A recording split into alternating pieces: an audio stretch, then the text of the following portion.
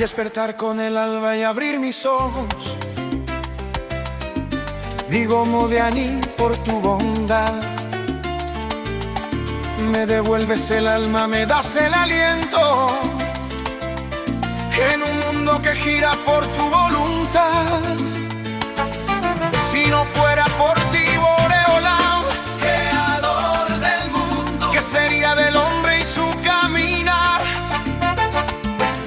Como un ciego que busca la senda perdida, sin un norte claro a dónde llegar. ¿qué sería mi vida sin ti, Señor? Un barco sin rumbo, un campo sin flor. Torah es el faro, mi ley y mi guía, La que ordena mis pasos y me da alegría. Sin tus preceptos, sin tu protección, no habría latido en mi corazón.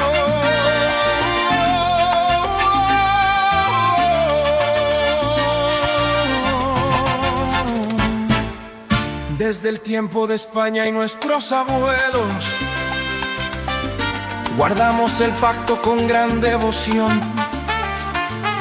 Tú eres el Dios de Abraham y de Isaac, el que escucha siempre nuestra oración. En cada mitzvah encuentro el sentido, en el Shabbat encuentro la paz.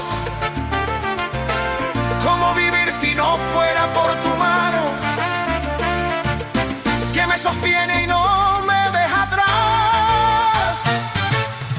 No busco misterios ni ocultas razones, me basta tu palabra y tu rectitud.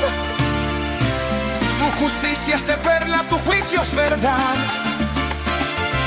Tú eres la fuente de toda salud. Caminar en tus sendas es mi mayor gloria.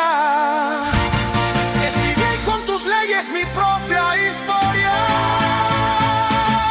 ¿qué sería mi vida sin ti, Señor? Un barco sin rumbo, un canto sin flor. Torah es el faro, mi ley y mi guía, Ya que ordena mis pasos y me da alegría. Sin tus preceptos, sin tu protección, no había latido en mi corazón.